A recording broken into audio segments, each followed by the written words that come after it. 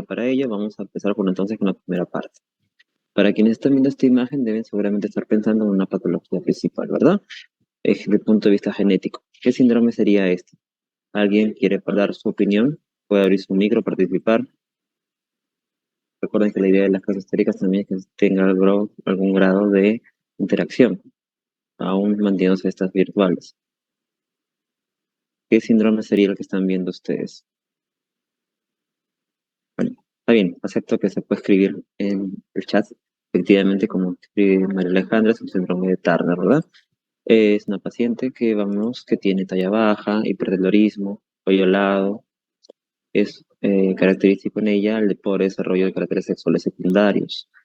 Esto se los presento a propósito de que hemos reportado hace algunos años en el servicio de endocrinología donde yo laboro, un caso clínico de una paciente con homosaicismo. En general, el fenotipo no es muy distinto, pero me llamaba la atención en esta paciente que ella sí había tenido como trastorno genético o efectivamente un síndrome de Turner, pero no debido a una monosomía 45X0, sino más bien a homozaicismo.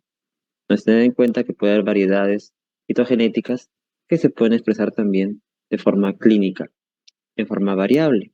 También otro dato importante de este caso clínico fue que fue un diagnóstico tardío, justamente porque algunas características fenotípicas no eran tan floridas en estas formas de mosaicismo. Eso los menciono como un tema adicional, como parte introductoria. En sí, esta primera sesión corresponde a hablar sobre fisiología, fisiopatología, etiología, cuadro clínico, diagnóstico y enfoque de tratamiento. Recordemos entonces un poco de la fisiología. Cuando hablamos de hipogonadismo femenino, debemos recordar entonces cuáles son las bases fundamentales del funcionamiento de los ovarios y el desarrollo embrionario también. Ustedes se recordarán que la terminación sexual se da a partir de la cuarta semana cuando aparece la cresta genital y a partir de la sexta semana se da la migración de las células germinales y lo que va a determinar finalmente cuál va a ser el fin del desarrollo de estas células germinales en si se desarrollan gonocitos u ovogonias depende de la expresión del gen SRY, ¿no? Dado por el cromosoma Y, si está presente o no. Eso es lo que va a determinar entonces la diferenciación de estas células germinales. De tal manera que cuando tenemos dos cromosomas X, se transforman esas células germinales en ovogonias que van a dividirse luego por mitosis y luego van a entrar a una fase, la primera división meiótica, y se van a detener en el estadio de diploteno. Recordar otros hitos en el desarrollo embrionario, como es el hecho de que a partir de las 16 semanas se van a poder evidenciar los folículos primordiales, a partir de las 20 semanas podemos cuantificar 6 a 7 millones de células germinales, pero recordar que de estos 2/3 van a formar parte de los ovocitos primarios y el resto se va a dar lugar a entrar en homogonias y muchas de estas al nacimiento se van a atreziar. De tal manera que durante la pubertad se van a liberar aproximadamente 300.000, desde la pubertad hasta ya el fin de la vida reproductiva de la mujer, 300.000 a 400.000 células germinales. Recordar también, desde el punto de vista fisiológico, que el desarrollo del aparato reproductor femenino va a depender de que en la gónada dentro de la pelvis, ante la ausencia de testosterona, va a formar el vernáculo que va a crecer, ¿no? Y el ligamento suspendero se va a retraer. Y por otro lado, eso está dado además por la presencia del conducto paramesonéfrico, que en la ausencia del factor antimülleriano se va a dar lugar esta estructura esa estructura embrionaria a la trompa uterina, el cuello uterino y el tercio superior de la vagina. Hay una regulación del eje hipotálamo hipofisiario gonadal. Este eje está regulado por el hipotálamo, la hipófisis y sobre todo comandado por el hipotálamo, porque recuerden que a nivel del hipotálamo hay núcleos, eh, sobre todo a nivel del hipotálamo, que van a producir la GNRH. Y la GNRH en el núcleo 4, que es donde se libera, va a producir pulsos de GNRH. Y son los pulsos de GNRH lo que van a estimular a nivel de la hipófisis que se dé la producción de la hormona luteinizante como la hormona folículo estimulante. Cuando los pulsos son rápidos, lo que se va a producir es la hormona luteinizante. Cuando los pulsos son lentos, lo que se va a producir es la hormona folículo estimulante. También tener en cuenta que la GNRH, como les digo, regula positivamente la secreción de gonotrofinas y que estas últimas, las gonadotrofinas, tienen subunidades que son comunes a otras hormonas a nivel de la hipófisis, ¿no? La subunidad alfa. Y es más bien la subunidad beta la que va a dar la especificidad a estas gonadotrofinas. A nivel del ovario, vamos a encontrar dos células principales que tienen que ver con las esteroidogénesis, ¿no? En los folículos primarios vamos a encontrar las células de la teca y las células de la granulosa. Las células de la granulosa expresan una enzima que se llama aromatasa, que es la que a su vez favorece la producción de los estrógenos, sobre todo el estradiol. En las células de la teca vamos a encontrar que estas más bien van a producir los andrógenos a nivel de los ovarios. En la mujer se producen andrógenos, estrógenos. También encontramos en los folículos primarios, ¿no? A los ovocitos primarios. Y entre estos espacios de folículos primarios encontramos células del estroma que están constituidas por células intersticiales secundarias y del hilio que tienen funciones de sostén. El estradiol es el principal estrógeno, es el más potente que se produce en la mujer, va a estar transportado por la albúmina en un 60% y un 30% más bien va ligado a una proteína importante que es la globulina ligadora a hormonas sexuales en un 30%. Pero en la mujer el 60% está unido fundamentalmente a la albúmina, a diferencia del varón donde la testosterona está unida fundamentalmente a la globulina ligadora a hormonas sexuales. Esa es una diferencia. Hay un 2% restante que no va unido a proteínas y que va a ser luego metabolizado a pregnenolol o a estrógeno. La aromatasa entonces es la enzima fundamental que a partir de los andrógenos va a dar lugar a la formación del estradiol. Donde hay aromatasa entonces va a permitir la formación de estrógenos.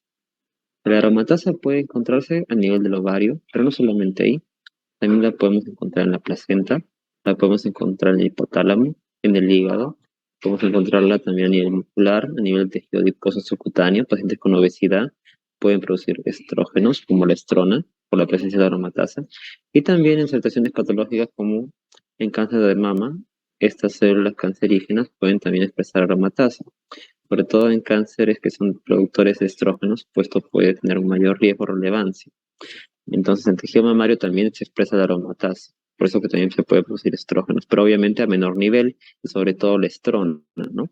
Porque el estradiol sí es propio de, la, de las células del ovario. Ahora, en la mujer también se producen andrógenos, hormonas que tienen acción virilizante, solamente que a menores niveles. Fisiológicamente, 50% son de origen ovárico y 50% es de origen adrenal. Entonces, la glándula adrenal interviene por forma significativa en la producción de hormonas sexuales con acción androgénica en la mujer. ¿Ok? 50% de ovario, 50% de suprarrenal. De ovario, acuérdense de las células de la teca, suprarrenal, de la capa reticular de la corteza de la glándula suprarrenal. Pero tengan en cuenta que esto es importante recordarlo porque en el varón esto es diferente, ¿no? En el varón los andrógenos fundamentalmente son de origen de testículo, en cambio el aporte de la glándula suprarrenal es bajo comparado con lo que sí vemos acá en la mujer es importante, ¿no? Muy significativo. La dihidrotestosterona es el más potente andrógeno en general, ¿no? Que se va a activar por acción de la 5-alfa reductasa.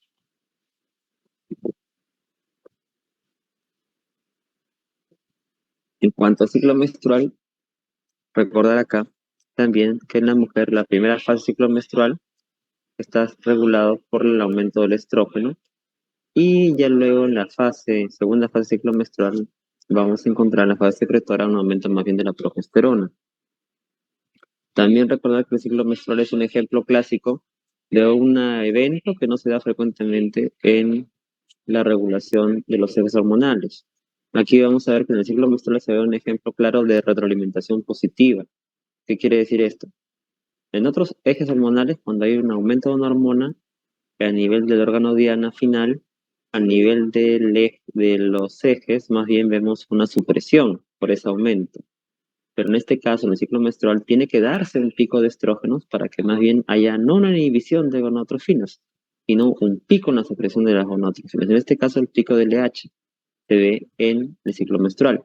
Y ese pico de leche es fundamental para que se dé en mediados del ciclo menstrual la ovulación. Se puede liberar un óvulo del folículo ya maduro, ¿no? Y una vez que se libera el óvulo, el endometrio entra en una fase fundamentalmente secretora.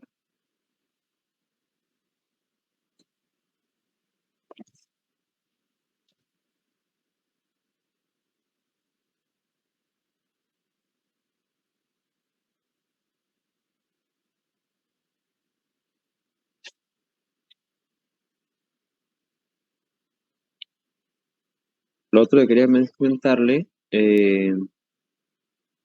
era que en el ciclo menstrual debemos recordar también que esto se da tanto a nivel del endometrio como a nivel de los ovarios, ¿no? Y todas alteraciones en el ciclo menstrual a nivel hormonal se ven reflejados, ¿no? Por eso estamos viendo en este esquema si el ciclo ovárico y el ciclo menstrual, estamos viendo la acción de las hormonas a nivel del ovario, así como el endometrio, ¿no? Ahora, si se da la ovulación y luego una fecundación, vamos a ver que ya se entra en otra etapa, ¿no? Entonces se va a poder mantener, por ejemplo, una gestación, si es que esta se hubiese presentado.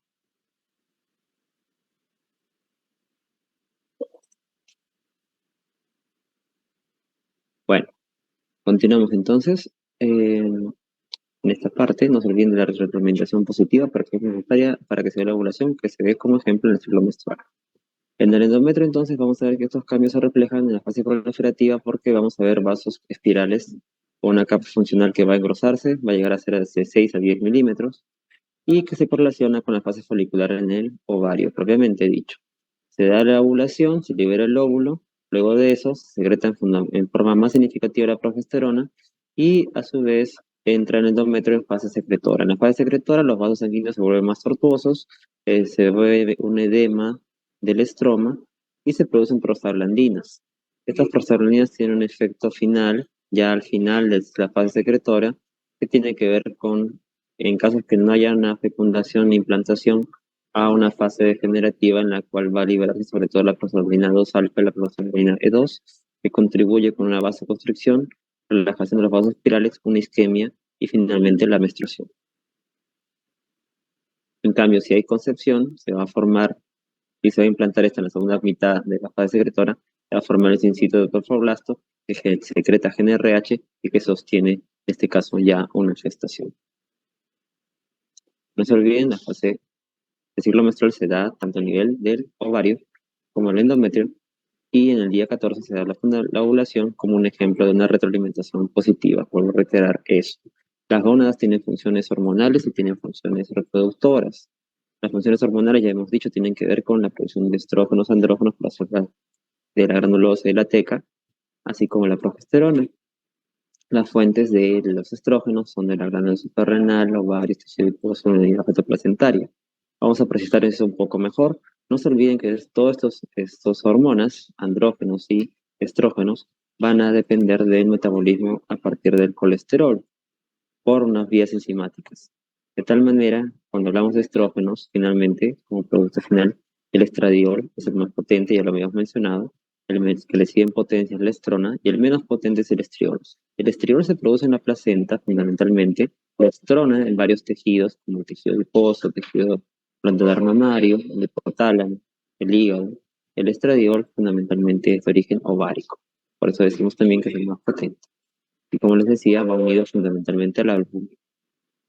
Los estrógenos tienen funciones diversas, más allá de solamente la parte reproductiva, también tienen acciones a nivel de la mucosa vaginal, promueve el engrosamiento y cronificación del mismo, a nivel de las mamas, favorece su crecimiento, en la piel aumenta el contenido acuoso, su espesor, y en la pubertad sobre todo vemos este efecto, que es el crecimiento óseo, y además acelera el cierre del cartílago de crecimiento, ¿no? Una vez que se producen los estrógenos, se da lugar al cierre del cartílago de crecimiento y la persona ya disminuye su velocidad de crecimiento en esa etapa de la vida. En el caso de la progesterona antagoniza el efecto de los andrógenos a nivel del moco cervical, lo vuelve más espesa, Se consideraba anteriormente un método de anticoncepción, pero en realidad es muy impreciso, por eso ya no se recomienda su uso. Dificulta la penetración de los espermatozoides.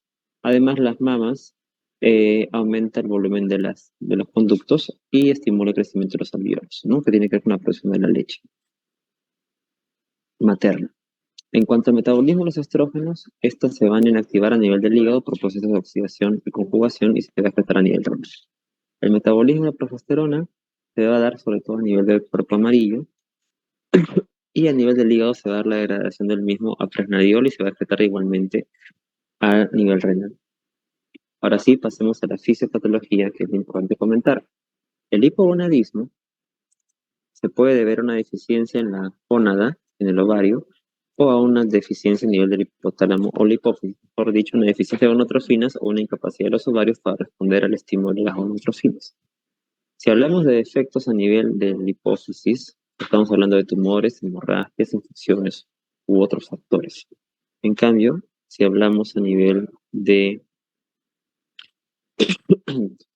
del ovario, estamos hablando de problemas que tienen que ver con, por ejemplo, una disgenesia gonadal, como puede ser el síndrome de Turner, una cirugía, una extirpación de los ovarios, una menopausia prematura por un trastorno, por ejemplo, autoinmune que ataca los ovarios, efectos de radioterapia o el uso de fármacos que afecten a la vía de la esteroidogénesis, por ejemplo, ¿no? Precisemos un poco entonces la etiología. Hay varias formas de hablar en relación al hipogonadismo, la patología gonadal. Se puede hablar de cosas genéticas, causas adquiridas. Se puede hablar dentro de las cosas genéticas, síndromes diversos, desde el síndrome de Turner hasta el síndrome de Kallmann, mutaciones que tienen que ver con los receptores FSH, LH. También se puede incluir dentro de estos trastornos, por ejemplo, malformaciones a nivel del aparato reproductivo, síndrome de Rokitansky, o trastornos en resistencia en la acción de andrógenos, el síndrome de Morris, o causas adquiridas, como por ejemplo enfermedades infiltrativas en el hipófisis, como la hipofisitis. También se puede incluir aquí el síndrome de Sheehan, trastornos de la hipófisis por hemorragias perforales, o efectos de radioterapia o quimioterapia a nivel de hipófisis hipotálamo. Pero para efectos, incluso también se puede hablar aquí ya del síndrome ovario poliquístico, que no necesariamente va asociado a hipogonadismo en sí, sino más bien a problemas de fertilidad. Pero para efectos de esta presentación vamos a hablar de hipogonadismo primario y secundario, haciendo alusión al primario como una patología propia del ovario y el secundario patologías que pueden abarcar tanto el hipotálamo como la hipófisis. Si hablamos de hipogonadismo primario, entonces este también puede clasificarse a su vez en congénitas y adquiridas. Si hablamos de causas congénitas, tendremos el síndrome de Turner, pero no es la única disgenesia gonadal. Por ejemplo, también eh, hay casos de otras disgenesias, trastornos de diferenciación sexual, como el síndrome de Morris, síndromes de feminización testicular, también están descritos, resistencia a gonotrofinas, puede ser por efecto de cirugía, radioterapia, enfermedades infecciosas, o el síndrome de X-frágil, por ejemplo, ¿no? Que también puede estar asociado a talla baja, lactosemia también, trastornos de metabolismo, y finalmente si no se logra establecer una causa puede ser considerada idiopática. Hablemos de la causa más frecuente de hipogonadismo en general en la mujer, que es el síndrome de Turner. El síndrome de Turner tiene varios fenotipos, lo comentamos a propósito de un caso que les presenté rápidamente al inicio. Lo clásico siempre va a ser que ustedes puedan detectarlo precozmente en pacientes en etapas tempranas de la vida, sobre todo por la presencia de Escherichia coli, implantación baja de cuero cabelludo, la presencia de picanto, la presencia de hipertelorismo, el edema en el dorso de los pies y definitivamente por la disminución en la velocidad de crecimiento. Y justo muchos de estos casos están relacionados con con la disgenesia gonadal más común, que es la monosomía con 45 cromosomas X y la ausencia de uno. Pero existen otras variedades citogenéticas, como los mosaicismos, las deleciones, que es el otro 50%. Y justamente estas otras variaciones citogenéticas pueden hacer que haya cuadros clínicos que se diagnostiquen tardíamente. Hemos tenido pacientes a los 20, 30 años diagnosticadas recién de síndrome de Turner, justamente por esta variabilidad citogenética. Así que tengan presente que estos mosaicismos de lesiones, traslocaciones, pueden corresponder al otro 50% de las variedades o causas del síndrome de Turner desde el punto de vista del cariotipo. Es característico entonces encontrar en estos pacientes talla baja, disminución de velocidad de crecimiento, pubertad retrasada y mayor riesgo de fracturas también, además de osteoporosis u osteopenia. Pero no solamente eso, también pueden haber trastornos a nivel de otros órganos, porque pueden haber además anomalías congénitas, sobre todo desde el punto de vista cardíaco y renal. Podemos encontrar disección de la aorta, estenosis de la aorta, malformaciones renales, duplicación renal. También pueden haber en el paciente fenotípicamente acortamiento cuarto metacarpiano, aunque esto no es específico. Podemos encontrar a nivel de la piel nevus pigmentario, linfedema, que ya lo habíamos descrito, ¿no? Y algo importante que no siempre se compromete el coeficiente intelectual. O sea, solamente 10% presenta algún grado de retraso mental. Y si esto ocurre, puede ser leve. O sea, en realidad, si la paciente puede hacer su vida aparentemente normal, ser competente desde el punto de vista cognitivo, aún teniendo esta condición. No es parte necesariamente de un compromiso severo en su presentación clínica. Ahora, desde el punto de vista de endocrinología, nosotros evaluamos también si hay ciertas alteraciones endocrinológicas, tales como obesidad central, resistencia a la insulina, prediabetes, intolerancia a la glucosa, quiero decir, o glucosa alterada en ayunas, o hemoglobina glicosílica en rango de prediabetes, o en sí diabetes, porque estos pacientes con hipogonadismo tienen mayor obesidad central, por lo tanto mayor resistencia a la insulina y están predispuestos a esta alteración. Además está descrito que en estos pacientes debemos siempre estar buscando la presencia de endocrinopatías autoinmunes y sobre todo dentro de ellas la presencia de hipotiroidismo por tiroiditis Hashimoto. Tienen mayor riesgo de hipotiroidismo por tiroiditis de Hashimoto estos pacientes. Siempre buscar endocrinopatías autoinmunes.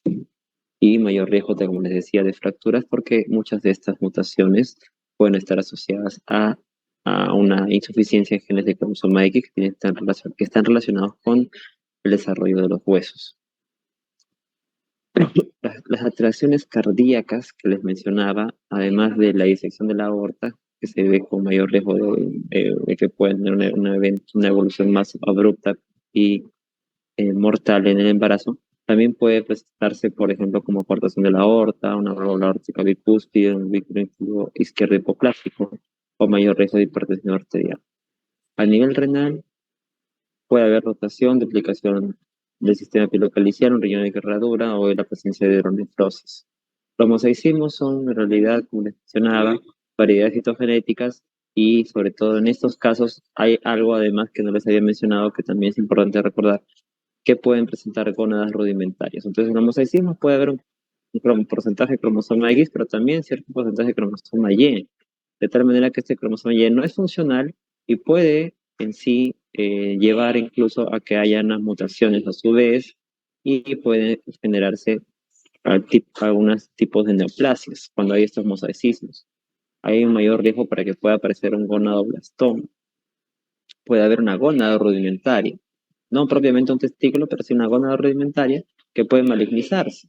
Entonces estos mosaicismos tienen mayor riesgo estos pacientes con mosaicismos, siendo Turner, pueden tener mayor riesgo de que deriven en un cáncer, un gonadoblastoma. Y es importante hacer la pesquisa, detección, también para prever, porque podrían ser necesarios en ellos tener que operarlos. También hay otras diferencias gonadales, no todo es Turner, como les decía. Puede haber mutaciones en el desarrollo de los ovarios por mutaciones en el receptor de hormonas folículo estimulante, puede haber a nivel también del gen BMP15, NR5A1, o el receptor de FSH, entre otros. ¿Okay? Estas diferencias gonadales, ¿en qué derivan?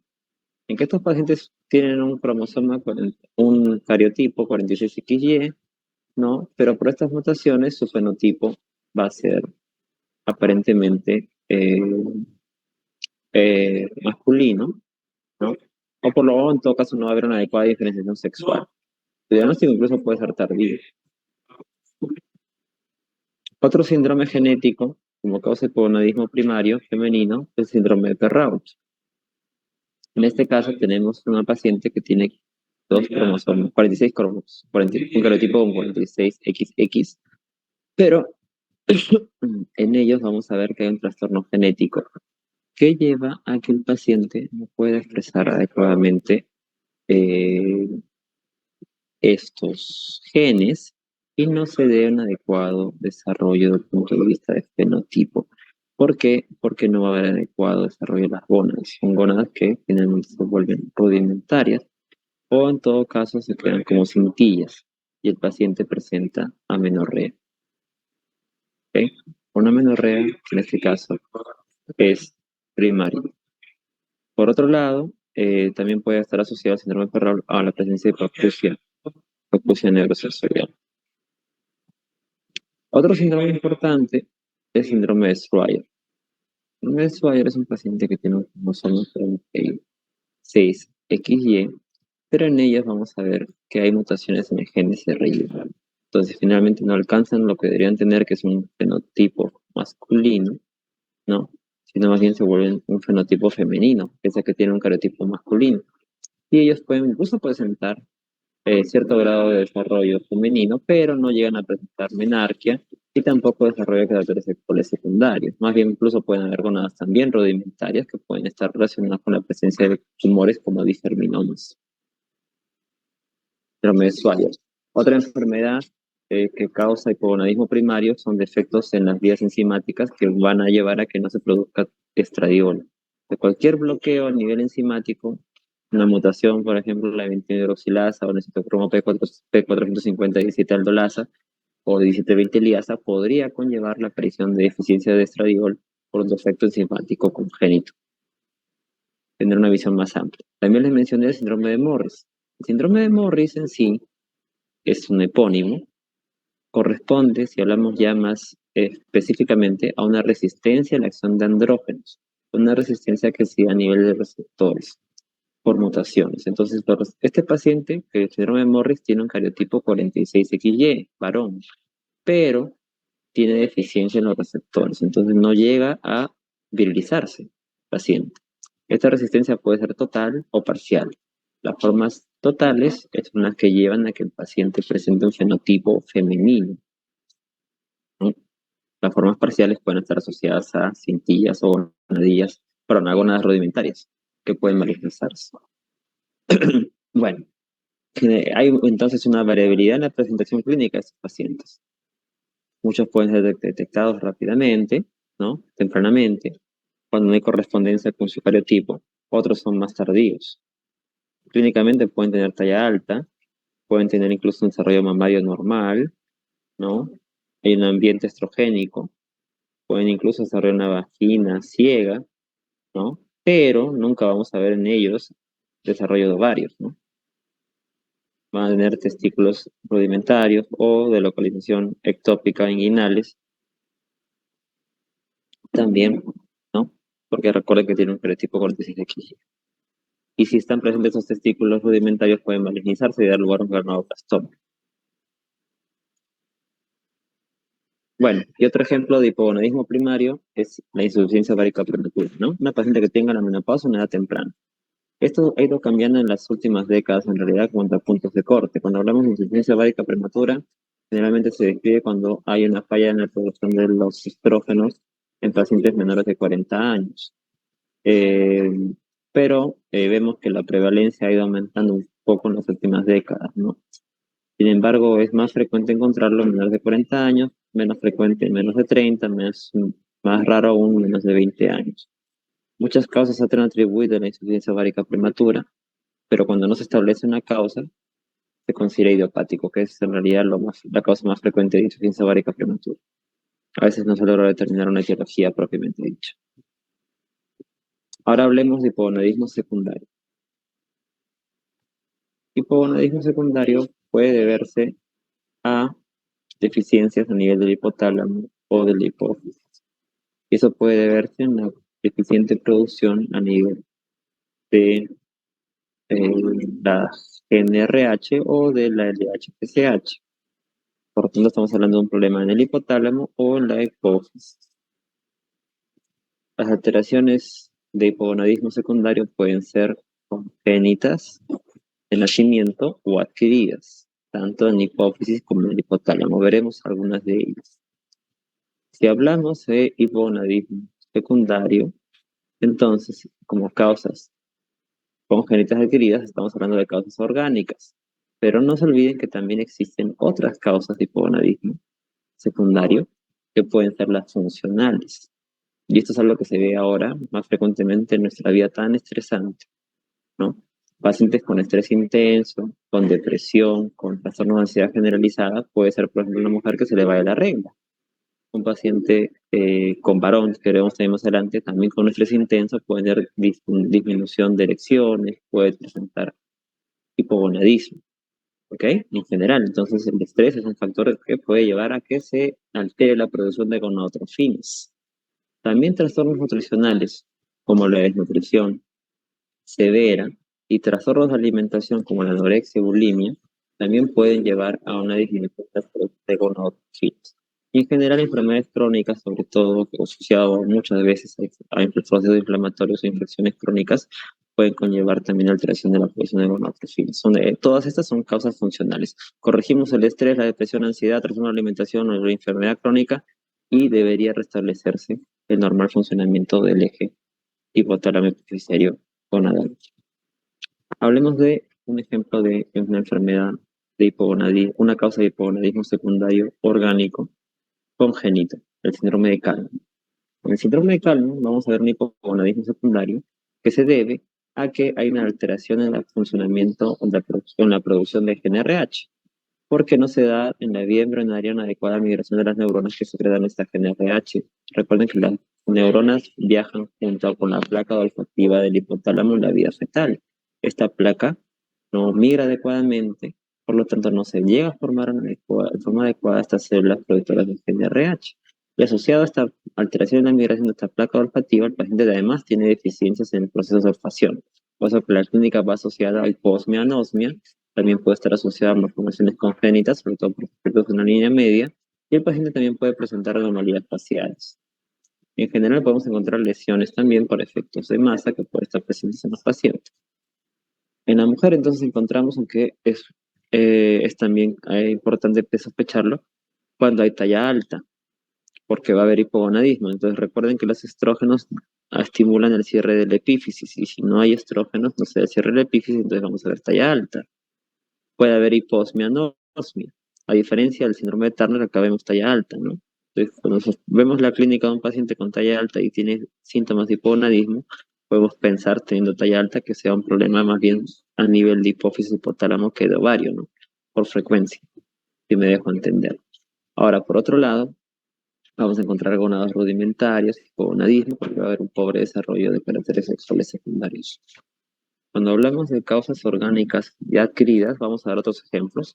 Hablamos, por ejemplo, de tumores, enfermedades vegetativas, ¿no? Que afecten a la hipófisis o el hipotálamo, ¿no? Cualquier proceso que afecte a la hipófisis o el hipotálamo puede llevar a hipogonadismo. Si hablamos sobre todo del hipófisis, del hipotálamo, puede ser tumores como cronofringiomas, tumores que se originen de la hipófisis pero que lleguen a tener una extensión supracelular. Puede ser también un granuloma, gliomas o metástasis a nivel del hipotálamo. Si hablamos más bien de la hipófisis anterior, de la adenohipófisis, puede ser, por ejemplo, un tumor hipofisiario, un tumor neuroendocrino hipofisiario, un adenoma hipofisiario. Puede deberse también a una infección crónica, una tuberculosis, puede deberse a una enfermedad filtrativa o cromatosis. En fin, hay muchas causas que podemos considerar adquiridas. También puede deberse a un síndrome de Sheehan, como les decía al inicio, o por efectos de una cirugía radioterápica. Ahora, en sí, hay una hormona que también afecta la producción de gonotrofinas, que es el exceso de prolactina. Puede ser por un tumor productor de prolactina, un prolactinoma, pero también puede ser por fármacos que eleven la prolactina. Entonces, un exceso de prolactina puede conllevar una supresión en la producción de la NRH, porque el aumento, y el LH y FSH, porque el aumento de la prolactina o da lugar a algo importante, afecta la secreción pulsátil de GNRH. Ustedes saben, como les dije al inicio en fisiología, que la GNRH se produce en pulsos. Cuando hay un aumento de prolactina, esta pulsatividad se altera, y si la pulsatividad se altera, la LH que se da en pulsos rápidos y la FSH que se da en pulsos lentos se altera, entonces hay una disfunción. Entonces no se va a secretar LH ni FSH. Entonces vamos a encontrar hipogonadismo hipogonadotrófico. Entonces, el aumento de prolactina produce hipogonadismo hipogonadotrófico. Con todo el cuadro clínico que ustedes van a ver más tarde en la noche, con otro gamarra me parece, sobre prolactinomas, ¿no? La clínica es semejante en la hiperprolactinemia, ¿no? Entonces, en general, podemos encontrar, y además de galactorrea, la mujer, ¿no? Hipogonadismo, como parte del cuadro clínico asociado a el aumento de la prolactina. No voy a ahondar mucho respecto a ello. Otra causa es más bien ya ahora sí lo último que les dije hace un rato de causas funcionales que son parte de nuestra vida, lamentablemente, tan estresante, demandante y cambiante, son los trastornos funcionales, ¿no? Yo les había mencionado pacientes que tienen, por ejemplo, trastornos de ansiedad generalizada, pacientes que sufren de depresión, pacientes que sufren de trastornos de alimentación. Y también ahora, cada vez más frecuentemente también visto esto, pacientes bioréxicos, ¿no? Que hacen ejercicio todo el día, que tienen un deseo de tener cambios en su morfología en base a ejercicios extenuantes. Eso también puede afectar la secreción de las gonadotrofinas. Ahora, vamos de este concepto general, quizá, a algo ya más específico. Veamos este esquema para que se pueda entender. El ejercicio intenso, o sea, ¿cómo explicamos que estos trastornos funcionales ocasionan hipogonadismo? El ejercicio intenso puede llevar a un aumento de opiáceos, como las beta-endorfinas, que alteran la secreción pulsatil de GnRH, y eso es lo que explica el hipogonadismo secundario. Trastornos de estrés, ansiedad generalizada, depresión, pueden estar asociados a un aumento de la CRH. Y este hipercortisolismo que se da, ese aumento de cortisol también aumenta o altera la GnRH. Recordar que el síndrome de Cushing también, ¿cierto? Quizá no les mencioné también, el hipercortisolismo, recordarán, también es causa de hipogonadismo secundario, ¿no? El cortisol también afecta la secreción pulsátil cuando está en exceso de GnRH. Entonces, en situaciones en las cuales hay estrés, trastorno de ansiedad generalizada, puede haber un aumento de cortisol y eso también puede ocasionar alteración en la secreción pulsátil de GnRH y puede haber en el paciente hipogonadismo secundario. En pacientes con trastornos de alimentación como anorexia, bulimia, vamos a ver que va a haber un menor nivel de leptina y vamos a ver un aumento en los niveles del neuropéptido Y, que sobre todo porque va a haber entonces en el paciente un aumento de la sensación del hambre, ¿no? Recuerden que el neuropéptido Y es una hormona orexigénica. Y este neuropéptido Y también afecta la secreción pulsátil de GnRH. Entonces, por todas estas vías es que se explica por qué trastornos funcionales llevan a hipogonadismo. También se considera el hipogonadismo funcional como amenorrea hipotalámica funcional. Es otro término que se usa cuando se habla de estos trastornos. Bien, ahora pasemos a hablar del cuadro clínico. En relación al cuadro clínico, cuando vemos un paciente con hipogonadismo, debemos pensar si el defecto está en el ovario o está en la hipófisis. Si el defecto está en el ovario, lo sospecharemos, sobre todo si encontramos un paciente generalmente con talla baja. Y si se presenta en etapas tempranas de la vida, va a haber pubertad retrasada. Si es un adulto, más bien, no va a haber talla alta, talla baja, ¿no? Necesariamente, ¿no? Pero sí encontraremos disminución de caracteres sexuales secundarios, ¿no? Porque para que haya talla baja, tendríamos que estar pensando nosotros, ¿no? En que este trastorno es congénito. Entonces, probablemente sea un trastorno adquirido. En el cuadro clínico, más bien, cuando sospechamos un trastorno a nivel hipotálamo hipoficiario, vamos a preguntarnos si este trastorno se originó antes de la pubertad o después de la pubertad. Si fue después de la pubertad, no vamos a ver ningún cambio en la talla, pero sí podemos encontrar disminución de caracteres sexuales secundarios. Si se dio antes de la pubertad, sí puede haber alteraciones morfológicas en la talla. Entonces encontraremos más bien talla alta, ¿no? Y un hábito corporal infantil y una pubertad retrasada. Esto es lo que les dije hace un rato. Recuerden, si el problema está en el ovario es congénito, generalmente encontraremos talla baja, pensar en Turner como una primera posibilidad. El problema está en la hipófisis hipotálamo, pensaremos y si el origen o el paciente ha sido evaluado tempranamente en la vida, pensaremos que podría haber talla alta, ¿no? Si es que el problema está en la hipófisis, porque no se ha dado el cierre del cartílago de crecimiento.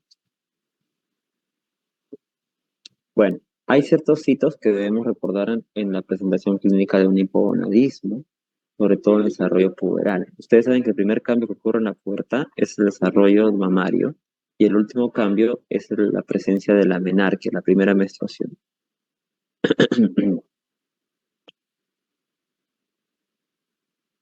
Entonces, en general, en pacientes con hipogonadismo puede haber trastornos menstruales, puede haber amenorrea, oligomenorrea, puede haber alteraciones en el desarrollo de caracteres sexuales secundarios, refiero a menor desarrollo oído púbico, axilar, hipotrofia de las mamas, puede haber anovulación, por ende, infertilidad.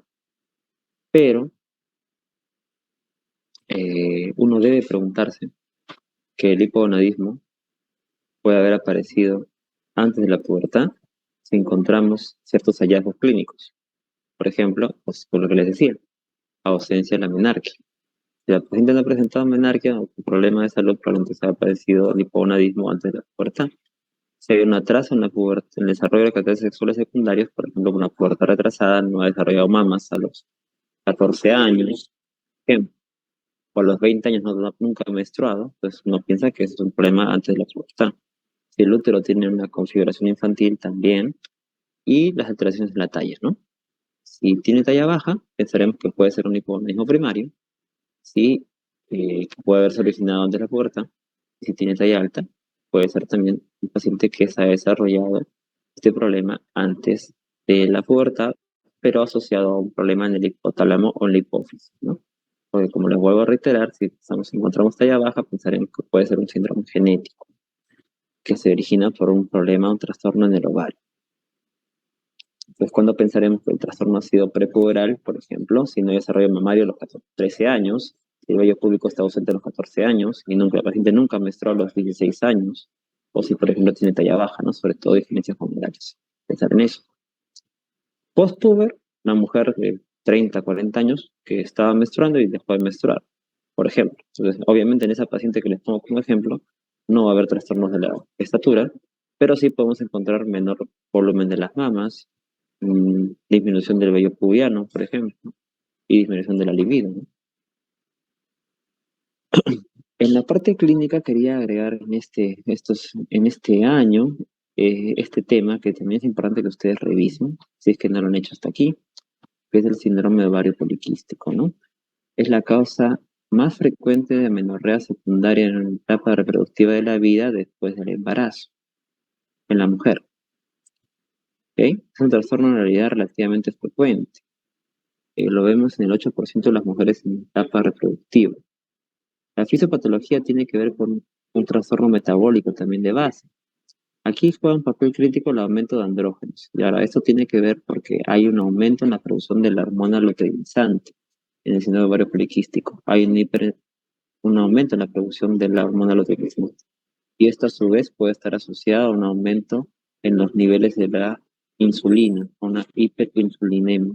El aumento de insulina puede aumentar la secreción del LH, y ustedes saben que la LH actúa en células de la teca, y en las células de la teca lo que va a favorecer, sobre todo, es la producción de andrógenos. Entonces, la producción de andrógenos, ¿qué hace? La producción de andrógenos hace que haya un retraso en el crecimiento de los folículos, de tal manera que estos folículos no se vuelven maduros y no pueden dar lugar a la liberación de óvulos. Por eso que va a haber anovulación. Esa es la clave. Ahora, ¿por qué esto está vinculado a trastornos metabólicos? Como les digo, porque va a haber un aumento de la insulina. Entonces, cuando hay situaciones como resistencia a la insulina, pacientes con obesidad, sobrepeso, trastornos genéticos que estén asociados a la resistencia a la insulina, pueden favorecer la aparición de síndrome ovario poliquístico. Síndrome metabólico, por ejemplo, pues, está muy vinculado con el síndrome ovario poliquístico, ¿no? Pacientes con obesidad, diabetes, prediabetes, hipertensión, MASUL, o sea, enfermedades cetóxicas asociadas a anomalías metabólicas, hígado graso, quiero decir, para quienes no están muy familiarizados con ese término, puede estar asociado con síndrome ovario poliquístico. Los criterios para el diagnóstico de ovario poliquístico han ido variando.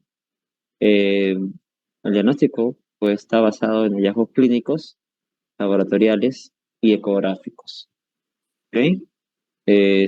Los criterios de Rotterdam no han variado mucho, en realidad son los mismos que usamos en la actualidad. Lo que varía mucho es la presentación clínica de los pacientes, justamente por eso existen criterios que son flexibles. Por un lado, puede haber un aumento de hormonas masculinas manifestado por acné o hirsutismo. Puede esto encontrarse clínicamente o por exámenes de laboratorio.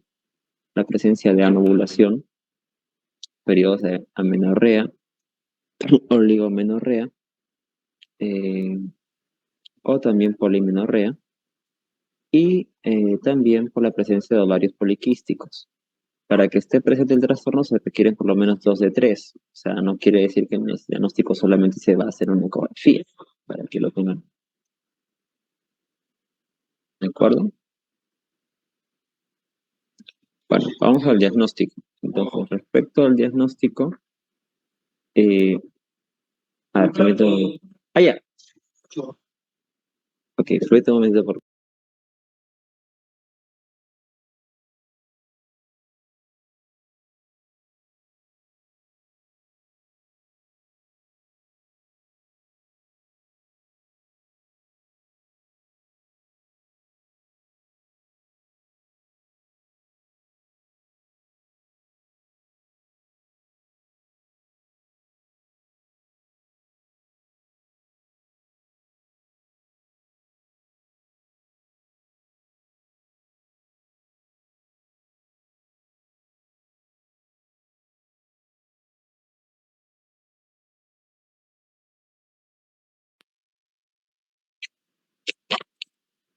Bueno, continuamos. Entonces, tuvimos la pequeña interrupción que tuvimos que hacer en este momento.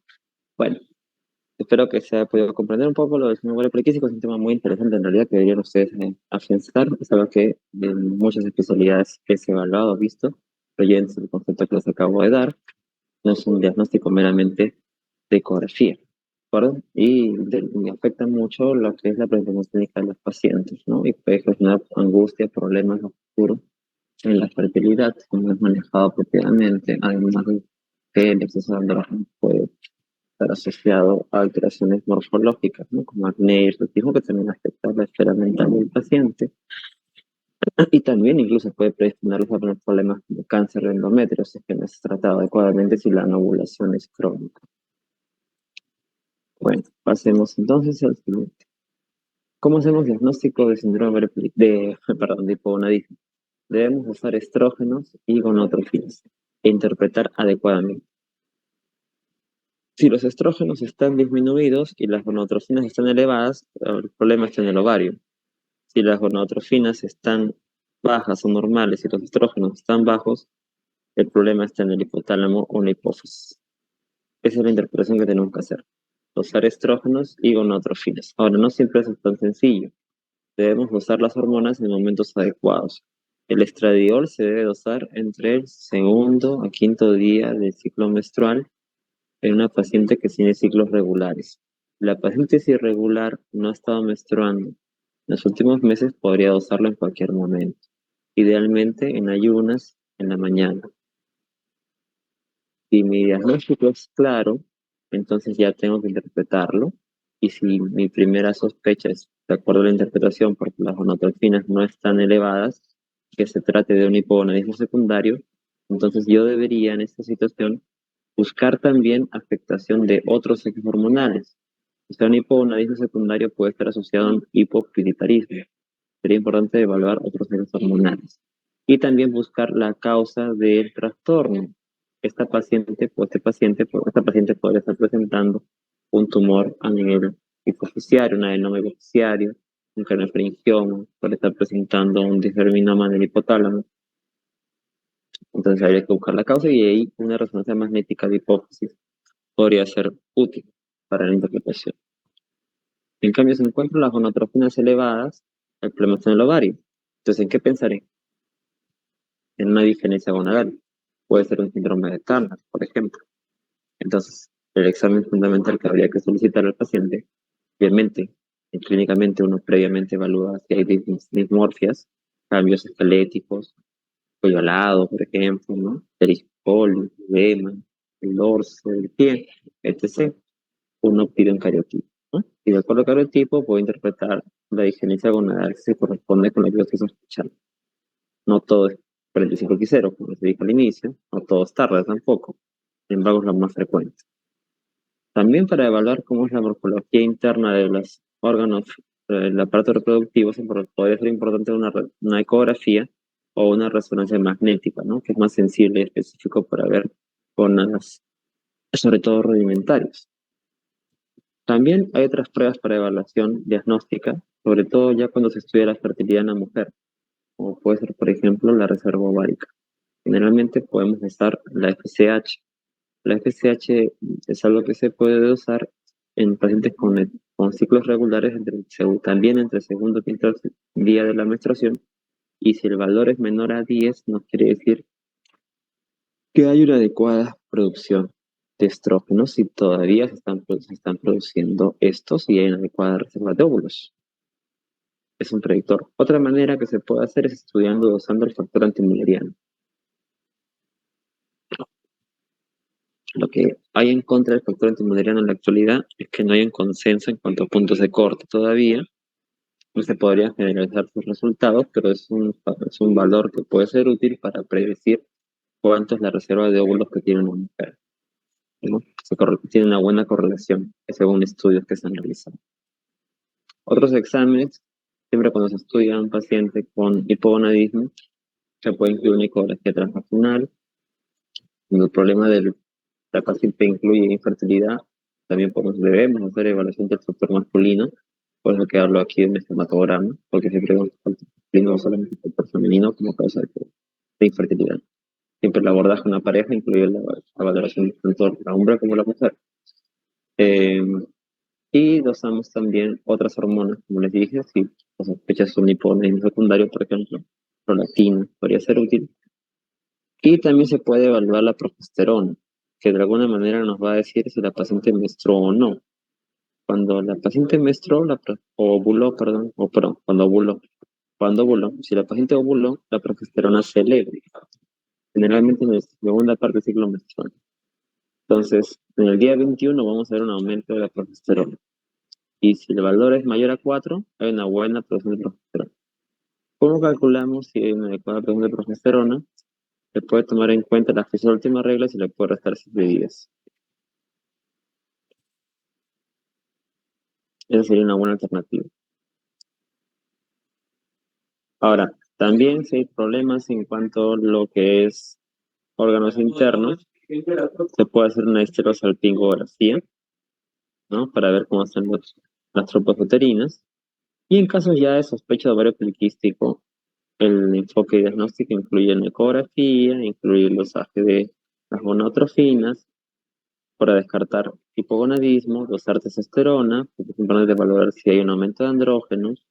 Se puede incluir también una prueba de tolerancia a la glucosa para descartar resistencia a la insulina o diabetes. Pero recordar que es un diagnóstico del ovario poliquístico de descarte. Entonces descartamos hipogonadismo, otras causas de aumento de andrógenos, o otras causas de hipogonadismo, como la hiperprolactinemia, y si hay clínica, por ejemplo, de Cushing, descartamos el síndrome de Cushing, etc. Entonces, lo que les decía, para el diagnóstico de ovario poliquístico, se cumplen dos de los tres criterios de Rotterdam que ya hemos mencionado. Puede añadir el uso de ecografías, cada vez estas más desarrolladas, sobre todo que sean más sensibles, y por eso que ya digamos, desde el punto de vista tecnológico, tenemos un ecógrafo que tiene una mayor potencia para poder cuantificar el volumen de los ovarios y folículos. El punto de corte cambia, ¿no? Entonces, según el último consenso del año 2023, publicado recientemente, el número de folículos por ovario mayor a 20 es lo que define con esa tecnología, eh, para hablar de ovarios poliquísticos en cuanto al criterio ecográfico, que solamente es uno de los tres criterios. En nuestro país todavía esta tecnología no la tenemos completamente desarrollada, por lo tanto, todavía muchas veces cuando revisen los libros de texto, van a ver que todavía hablamos de considerar tener ovario poliquístico cuando por ecografía encontramos 12 folículos o más en cada ovario, ¿no? Pero en otros países, más desarrollados que el nuestro, donde tiene mayor acceso a tecnología, se puede visualizar y cuantificar mayor número de folículos ováricos, entonces el punto de corte está puesto en un rango mucho mayor, hasta 20. Bueno, tratamiento. Tratamiento. El tratamiento del hipogonadismo femenino va a depender si el paciente tiene útero o no tiene útero. Si no tiene útero, no hay problema, solamente le daría al paciente estrógenos. Pero si tiene útero el paciente, ahí sí tenemos un problema. No hay problema, pero sí tenemos que tener en cuenta, digamos, una observación, que tenemos que siempre dar terapia de reemplazo con contraposición. Recuerden que los estrógenos favorecen el crecimiento del endometrio y la progesterona más bien tiene un efecto contrario, ¿no? Entonces necesitamos que el paciente reciba terapia con estrógenos y luego también reciba con progestágeno, una terapia combinada con el que tiene GUT. ¿De acuerdo? Porque si no, el endometrio puede proplastiarse y en factores de riesgo podría favorecer la aparición de neoplasia, cáncer de endometrio, entre otros, también cáncer de mama. Es importante siempre dar una terapia con contraposición, una hormona que antagonice los estrógenos, la progesterona. La terapia combinada permite también al paciente que pueda ver su menstruación, porque remedia el ciclo menstrual. Por ejemplo, les doy un ejemplo, no tienen que necesariamente ustedes saberlo. Por ejemplo, pueden usar valerato de estradiol por 21 días, por 28 días, y luego a partir del día 14 del ciclo menstrual añadir progesterona 100 o 200 miligramos. Y de esa manera podemos remediar el ciclo menstrual y el paciente puede ver su menstruación. La paciente puede ver su menstruación. Desde el punto de vista psicológico también tiene un impacto positivo, ¿no? También hay terapias combinadas que dan estrógenos y progesteronas en cantidades semejantes y no tiene el paciente que tener tanto cuidado en cuanto a tomar un fármaco en el ciclo menstrual. Pero aquí sí no suele ver la paciente la menstruación. Es otra forma de aplicar la terapia.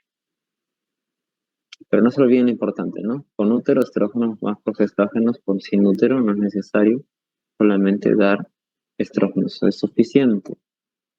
Para el tratamiento del hipogonadismo no va solamente a dar estrógenos o progestágenos, también depende mucho la causa de la enfermedad y los deseos de fertilidad, porque dándole estrógenos y progestágenos no mejoramos la fertilidad. Para mejorar la fertilidad hay que evaluar varios factores. No es lo mismo una persona que tiene diagnóstico de hipogonadismo desde la primera etapa de la vida quien lo desarrolló tardíamente, porque en la disgenesia sobre todo hay menos chances de éxito para mejorar la fertilidad, porque esos ovarios se van a ir atrofiando, ¿no? Van a tener un desarrollo normal. El hipogonadismo es primario, también hay que incluir en el tratamiento otros factores, ¿no? Si es un trastorno, por ejemplo, mosaicismo, o un paciente con un síndrome digenético, en el cual hay gónadas rudimentarias, siempre hay que buscar que estas no vayan a malignizarse en estos casos, cuando se detectan, hay que extirpar estas gónadas rudimentarias porque pueden malignizarse. En el tratamiento del hipogonadismo por síndrome de Turner, también hay que incluir un manejo multidisciplinario, porque pueden haber anomalías congénitas como hipoacusia, trastornos renales, cardiovasculares, entonces requiere un manejo por el nefrólogo, cardiólogo, ¿no? Además del endocrinólogo, ¿no? Lo que es la parte del manejo de la pubertad retrasada y las endocrinopatías que pueden estar asociadas a ellas, ¿no? El síndrome de Turner es una indicación para tratamiento con hormona de crecimiento también, porque esta talla baja sí puede responder al tratamiento con hormona de crecimiento. Entonces, si detectado precozmente, podemos suplir esta deficiencia y podemos ofrecérsela antes de que se dé el cierre del cartílago de crecimiento. En las etapas de la vida podría recibir este paciente hormona de crecimiento.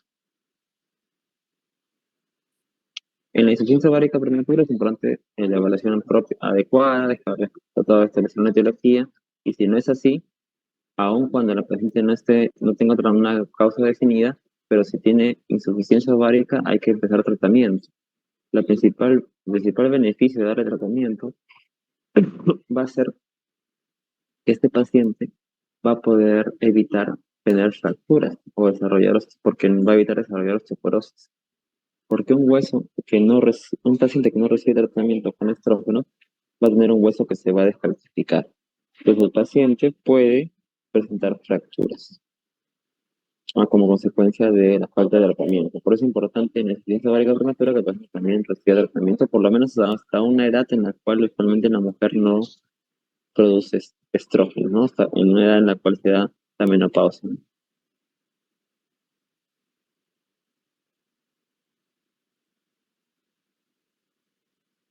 Ahora, en cuanto al tratamiento del hipogonadismo secundario, si este es funcional, damos terapia de reemplazo hormonal con estrógenos y progesterona. Y es importante también valorar en ellos la fertilidad.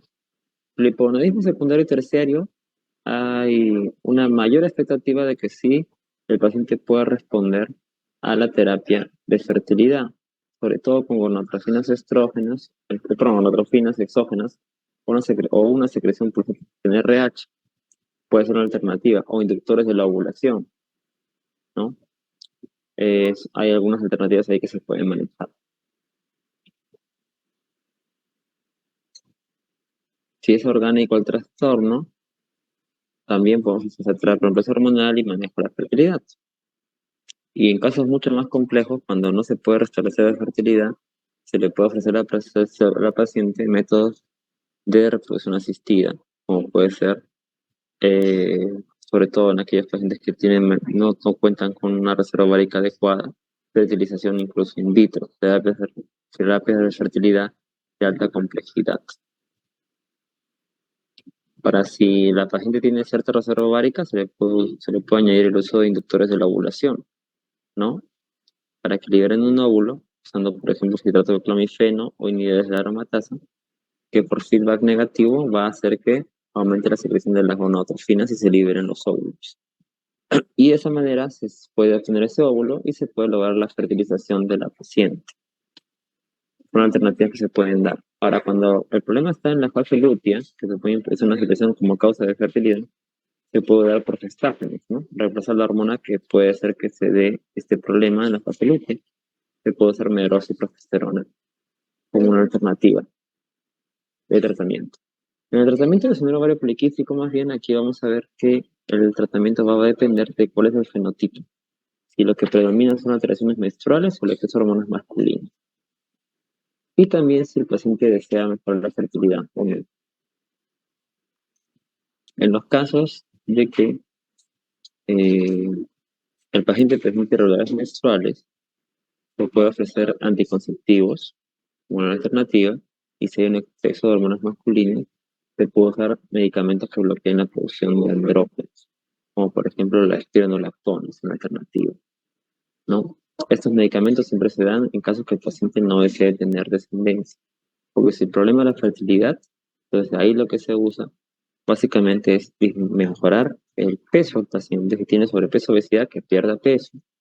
Hay algunos estudios que hablan del uso de metformina para disminuir la resistencia a la insulina. Y cuando la fertilidad no mejora, ya pasamos a un tratamiento con el ginecólogo, terapias de reproducción, inductores de la ovulación, que pueden ayudar a que se liberen estos óvulos. Recuerden que el problema tiene que ver con el exceso de andrógenos, que hace que no haya un buen crecimiento, un ritmo de crecimiento de folículos, y por eso no se liberan los óvulos. Entonces podemos ofrecer tratamientos para liberar óvulos. En caso que no responda, incluso casos muy complejos, pueden acabar en terapias de reproducción asistida, pero no es lo habitual. Ok, hasta aquí, no sé si tienen alguna pregunta, si fue lo que quería comentar sobre hipogonadismo femenino. Para llegar a la última parte de la clase, que es hipogonadismo masculino, que quizás es un poco más corto. Preguntas, comentarios por el chat lo pueden dejar. Vamos a dar unos 30 segundos para poder continuar con la segunda parte de esta sesión. Imagino que ya pusieron su asistencia, como les dejó el doctor Canos unos minutos.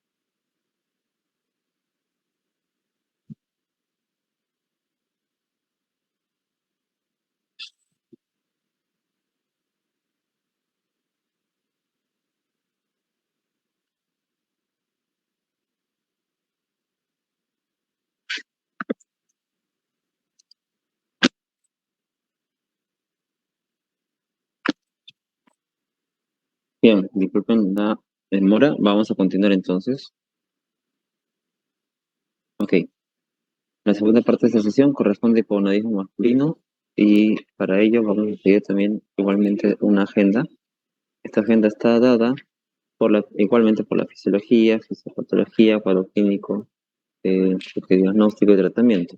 Pero empecemos con este caso. Viendo esta imagen, ¿no? Tenemos un paciente que tiene cuadro clínico de disminución de erecciones matutinas, refiere a una cefalea moderada a nivel frontal y a disminución de la agudeza visual. Tiene esta imagen en sus exámenes auxiliares, donde vemos un adenoma hipoficiario, una lesión hipointensa, en esa resonancia magnética en este corte coronal, y esto se trata probablemente de un síndrome de hipogonadismo, pero ya viendo todo el cuadro clínico como tal y los exámenes de imágenes, pensaremos que es un hipogonadismo secundario. En cambio, en este caso, otro caso, vemos un paciente con síndrome de Klinefelter, que es más bien una causa frecuente de hipogonadismo masculino primario o hipergonadotrófico. Es un contraste. Comparten ciertas características, pero vamos a ver que hay diferencias que debemos tratar de llevarlas a un correlato desde el punto de vista fisiopatológico. La prevalencia de esta entidad es significativa, me refiero al síndrome, perdón, del síndrome de hipogonadismo masculino, pero dentro de ellos hay que recordar que la causa más frecuente es el síndrome de Klinefelter. Y Klinefelter es frecuente, solamente que no muchas veces se diagnostica, ¿no? Su prevalencia puede ser tan alta como 1 en 500 recién nacidos vivos. Es la causa más frecuente de infertilidad también si hablamos de disgenesias gonadales, ¿no? Las disgenesias gonadales vienen a ser el 30 a 40% de las causas de infertilidad masculina después de causas idiopáticas. El otro 20% son defectos posttesticulares y más raro son problemas propios de la hipófisis y del hipotálamo. O sea, encontrar un paciente con hipogonadismo masculino que se dé un defecto en el testículo versus un paciente que tenga un problema a nivel de la hipófisis, es mucho más frecuente encontrar un problema, un paciente a nivel testicular que en la hipófisis y el hipotálamo. Recordemos un poco de fisiología, ¿no? Desde el punto de vista de anatomía. Recuerden que las células germinales están dentro del túbulo seminífero, donde también están las células de Sertoli. Y entre los túbulos seminíferos están las células de Leydig. Las células de Leydig, ¿qué hormonas secretan? ¿Se acuerdan? ¿Qué hormonas secretan las células de Leydig? Las células de Leydig, ¿qué hormona producen?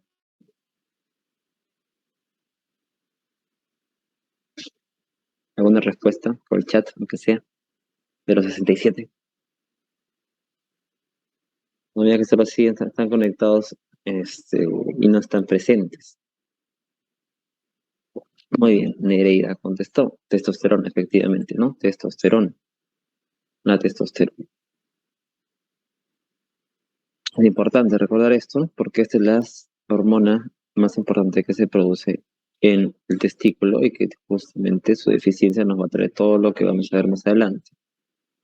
Ahora, en cuanto a la anatomía, recordar que la vena espermática derecha va a retornar a la vena cava, la espermática izquierda la vena renal, la función también de la célula de Sertoli, que son las que dan lugar a uniones estrechas, van a formar una barrera hematocelular, tiene funciones de sostén y sobre todo favorece el crecimiento de los espermatozoides.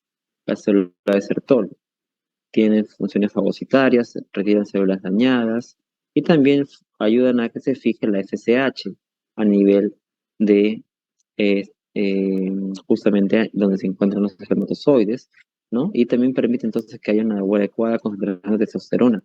Las células Sertoli también, además, van a producir inhibina, ¿no? Inhibe esta a la FSH. Y por otro lado, las células de Sertoli tienen justamente una enzima importante, que es la aromatasa. La aromatasa va a permitir que la testosterona se transforme en estradiol, ¿no? La célula de Sertoli contiene la aromatasa y necesita la testosterona estradiol.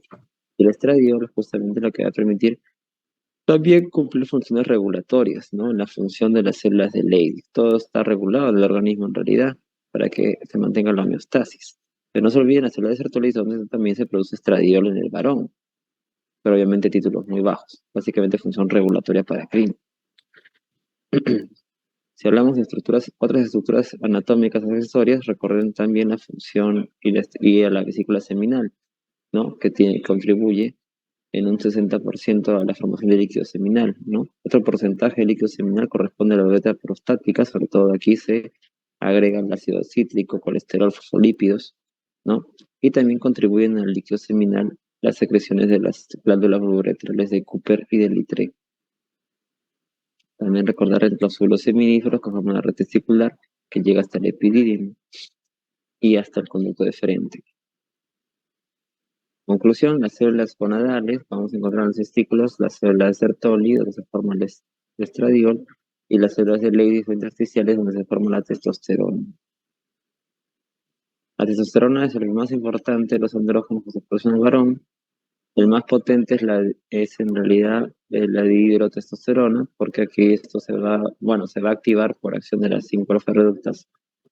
El más débil de los andrógenos corresponde a la androstenediona y la dihidroepiandrosterona también, y una menor cantidad viene a ser dado por el estradiol, estrona, la pregnenolona, la 17-alfa-pregnenolona. O sea, son andrógenos de origen adrenal. Muchos de esos andrógenos de origen adrenal, pues, en realidad son débiles, ¿no? Los más potentes son los que vienen o se originan a nivel de los testículos, ¿no? Los más abundantes. La testosterona va ligada o viaja junto con proteínas. Casi el 98% va ligado a la proteína ligadora a hormonas sexuales. La testosterona, eh, que va unida a esta globulina, esta globulina está sintetizada por el hígado y puede verse alterada en realidad, ¿no? O sea, podemos tener un paciente que tenga testosterona total, la que está unida a proteínas y que dé un valor que sea bajo. Ese paciente puede tener, entre comillas, hipogonadismo, pero en realidad no es así. Esta proteína puede verse afectada por ciertas condiciones. Podemos tener títulos bajos, o sea, condiciones que afectan la producción de esta globulina cuando hay obesidad, un paciente que consuma andrógenos, pacientes con hipotiroidismo, acromegalia, disminuyen la producción de la globulina ligadora a hormonas sexuales. Entonces va a ser importante en esos pacientes que tengan estas enfermedades que dosemos la testosterona que no está unida a proteínas, la testosterona libre. ¿Ok? Hay varias fórmulas para calcularlo, en realidad en la práctica clínica, pero es lo que es conveniente cuando hay obesidad, pacientes con usuarios de andrógenos, hipotiroideos, pacientes con acromegalia no controlada. Es mucho mejor para poder establecer realmente un diagnóstico de tipo 1. Recuerda que la testosterona para que se active tiene que sufrir la acción de la 5-alfa reductasa. Y se metaboliza esta luego a estradiol por acción de aromatasa. No, que también puede estar presente, como hemos dicho ya hace un momento, en el tejido adiposo. Entonces, para que quede más claro, la globulina de hormonas sexuales, que va unida a la testosterona, puede verse disminuida en obesidad, acromegalia, hipotiroidismo, disforia de andrógenos. Puede aumentar cuando más bien el paciente consume estrógenos, tamoxifeno, fenitoína, cuadro de cirrosis o hipertiroidismo. El otro porcentaje de las proteínas que se unen a la testosterona corresponden a la albúmina, que es el 30%. Y hay un 2% que no va fijado a proteínas. La testosterona también depende de la producción de colesterol por las vías enzimáticas correspondientes. Esta vía enzimática es común a la glándula suprarrenal del testículo, ¿ok? Del paso 1 al 4. Quiero decir, por acción de la 11-alfa-hidroxilasa se convierte colesterol en pregnenolona. Por acción de la 3-beta-hidroxiesteroideshidrogenasa se convierte pregnenolona en progesterona. Y por la decisión de la 17-alfa-hidroxilasa se convierte progesterona en 17-hidroxiprogesterona. Y a su vez, por acción de la 17-20 liasa se convierte 17-hidroxiprogesterona en androstenediona. Estos 4 pasos se dan en la glándula suprarrenal del testículo. Sin embargo, solamente en el testículo se da la producción de androstenediona a testosterona por acción de la 17-beta-hidroxiesteroideshidrogenasa. Y la actividad de esta a dihidrotestosterona se da por acción de la 5-alfa-reductasa y el metabolismo de la testosterona se da en su conversión a estradiol por la aromatasa a nivel de tejidos periféricos.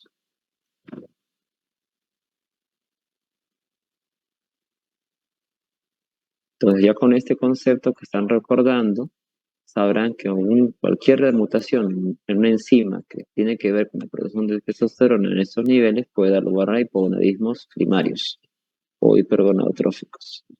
Los andrógenos tienen varias funciones, no solamente tiene que ver con el desarrollo puberal, sino también tiene que ver con la regulación del LH, inducción de la maduración sexual, estimulación de la hidropoiesis y cambios en la conducta social.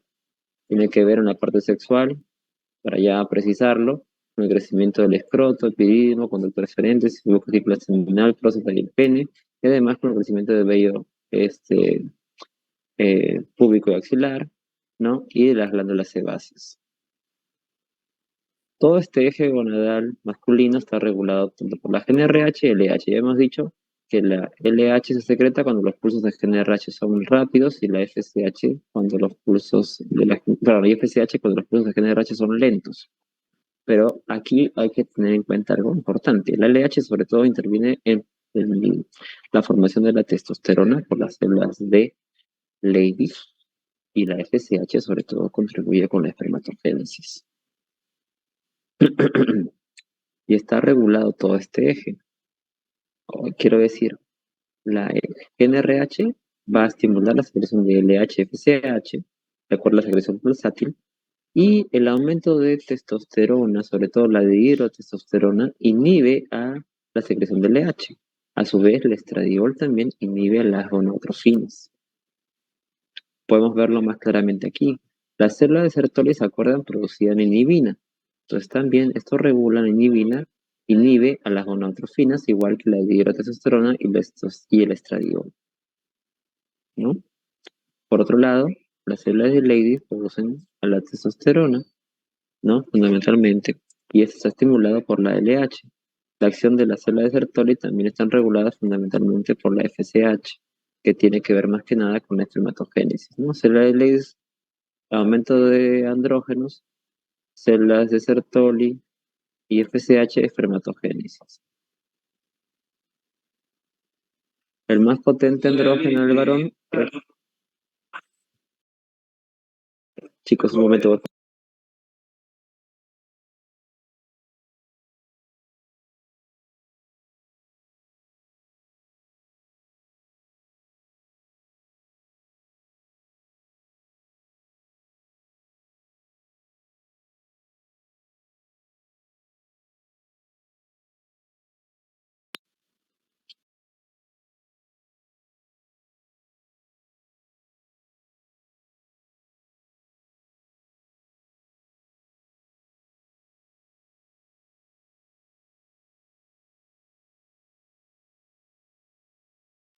Disculpen, chicos, una pequeña interrupción aquí. Pero bueno, el hospital. Volviendo entonces con el tema, la más potente andrógeno es la dihidrotestosterona, que tiene una actividad 300 veces, miren, comparada con la de dihidroepiandrosterona. Entonces recuerden esto, para que, eh, que fijo el concepto de que los andrógenos en el varón fundamentalmente dependen del origen testicular, a diferencia de la mujer, donde más ovárico. La forma sulfatada, recuerden que es propiamente de la glándula parental, ¿no? También eso ya es un concepto fisiológico que seguramente han visto en patología de renal, o recordado en patología de renal. Ahora hablemos de etiología de hipogonadismo. El hipogonadismo puede ser primario y secundario, hemos dicho. Seguimos ese mismo esquema. En cuanto al hipogonadismo secundario, puede ser congénito o adquirido. Si es congénito, pues además de Kalman, que ya hemos hablado en el caso de la mujer, también puede haber pacientes que tengan mutaciones en GnRH o defectos de GnRH que no sean un síndrome de Kalman, ¿no? Mutaciones en el gen Cal, Cal1 o Cal4. También puede verse a defectos, por ejemplo, aislados de LH, FSH, o pacientes que tengan defectos en varias hormonas, como el pánico pituitarismo. También puede verse a defectos congénitos en el sistema nervioso, o síndromes genéticos como el Prader-Willi, Lawrence-Moon, Bardet-Biedl, que veremos en un momento más. Son síndromes genéticos, pero que cursan con hipogonadismo secundario, ojo, chicos, no se vayan a olvidar. Y causas adquiridas, también tenemos aquí causas orgánicas y funcionales orgánicas, igualmente tumores, procesos infiltrativos, enfermedades inflamatorias, Puede haber también el por efecto por hierroterapia, cirugía, y las funcionales que también se aplican en el varón, ¿no? También lo mismo que dijimos hace un rato, ¿no? Trastornos de ansiedad generalizada, pacientes vigorexicos, pacientes con enfermedades crónicas, un estado de nutrición, trastornos de alimentación que no se restringen en la mujer, ¿no? También pacientes con anorexia, bulimia, que son varones. Si hablamos de hipogonadismo primario, veremos, eh, veremos que en realidad la causa más frecuente que debemos sospechar es el síndrome de Klinefelter.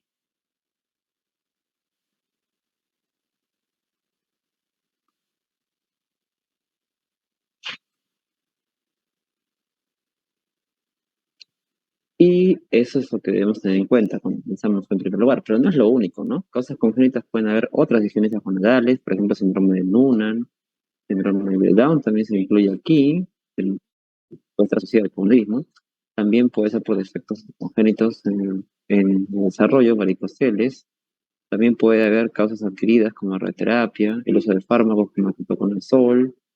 También puede deberse a traumatismos, torsiones testiculares, daños autoinmunes, enfermedades crónicas, finalmente causas idiopáticas. No solamente todo es Noonan, puede haber síndrome de Down, como le decía, no solamente es Klinefelter, perdón, puede haber síndrome de Noonan, síndrome de Down, distrofias miotónicas, síndrome de Kennedy, en fin, otros trastornos genéticos que lleven a diferencias hormonales, o efectos enzimáticos como la deficiencia de 17 alfa, perdón, 17 beta hidroxiesteroideogenasa, la que les decía, que sobre todo solamente la encontramos esta enzima en el testículo. Bueno, es importante que cuando encontremos un paciente con hipogonadismo no pensemos que solamente esto va a ocurrir, eh, que digamos, perdón, que síntomas de hipogonadismo son normales en un adulto mayor. Un paciente adulto mayor que tenga debilidad muscular severa, que presente osteoporosis, siempre debe buscarse y tratarse el hipogonadismo, porque si está presente hay que darle tratamiento para evitar que presente fracturas a futuro. No debemos decir que porque el paciente sea adulto mayor ya no va a producir testosterona, eso no es correcto, ¿no? O sea, pensar que vamos a aplicar la terminología de menopausia, menopausia como algo similar a andropausia no es correcto, ¿no? O sea, si tenemos un paciente con adulto mayor con síntomas de hipogonadismo, debe evaluarse, tratarse, independientemente, con una condición no fisiológica, sino patológica. Bueno, vamos a la clínica entonces. La clínica del hipogonadismo masculino depende de en qué momento se dio la falta de la hormona. Si esto ha sido antes de la pubertad o después de la pubertad. Si la falta de testosterona se apareció antes de la pubertad, aquí hay algo importante que deben recordar. Bueno, no sé si estarán mis alumnos de práctica de la mañana, que rotaron hoy día, el hábito glucoide, ¿no? Si encontramos un paciente, y deben recordar esto por semiología, deben haberlo revisado todos antes, ¿no?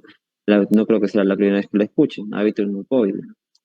¿Por qué el hábito glucoide? Porque el paciente no va a presentar cierre de la epífisis, porque le falta testosterona, entonces su desarrollo pubertal está incompleto. Pero lo importante que deben saber es que independientemente que el problema sea en el testículo o en la hipófisis, va a tener un hábito glucoide. Si el inicio más bien es un adulto, la clínica es más insidiosa. El paciente va a tener menor desarrollo de caracteres sexuales secundarios, va a tener menor deseo sexual, disfunción eréctil, puede tener infertilidad, osteoporosis, anemia y dislipidemia, pero no vamos a ver hábito glucoide. Es una diferencia importante. ¿Qué es el hábito glucoide? Bueno, como término aplicado a la literatura o a la esfera universal, mejor dicho, tenemos que recordar que el hábito glucoide y los eunucos corresponderían a un grupo social en Grecia y Roma, eran personas con características finas que habían sido castradas, ¿no? Pero ya si hablamos de medicina, estamos hablando de pacientes que tienen un síndrome de hipogonadismo y que han presentado la falta de testosterona a etapas tempranas de la vida y ellos presentan un crecimiento mucho mayor de huesos largos. En ellos encontraremos una brazada mayor que la talla y una distancia sínfisis de pubis al suelo mayor que la distancia del vértex al pubis. sea, los huesos largos van a ser mayores, ¿no? En estos pacientes. Tanto la distancia de sínfisis pubis al suelo va a ser mayor que la distancia vértex al pubis y la brazada va a ser mayor que la talla. ¿Ok? Eso en cuanto a medidas antropométricas. Va a haber síntomas y signos de hipogonadismo y encontraremos también en ellos entonces niveles bajos de testosterona. ¿Por qué? Porque no se da en ellos entonces una adecuada producción de esta hormona, va a haber una menor, o va a haber una ausencia, mejor dicho, de cierre de la epífisis y se van a dar esas alteraciones antropométricas. Normalmente, ¿qué encontramos? Que en una persona sana, la brazada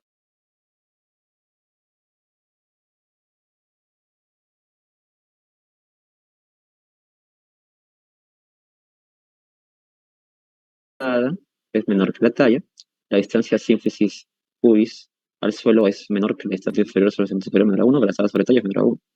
Y la brazada nunca excede más de 5 centímetros la talla, que es lo normal. Con el hábito más bien, la brazada excede 5 centímetros la talla y la sínfisis y el segmento inferior es mayor que el segmento superior. Generalmente el cociente es mayor a 1 o lo exceden 5 centímetros. Ahora, la clínica del hipogonadismo tiene que ver con la disminución de la testosterona que da lugar a una menor androgenización, pero también tiene que ver con un defecto en la espermatogénesis. Pues el paciente puede presentar infertilidad y disminución del volumen de los testículos. En resumen, si el hipogonadismo se dio antes de la pubertad, sea primario o secundario, encontraremos abetonucoide en los pacientes. Si fue postpuberal, no va a haber abetonucoide, evidentemente.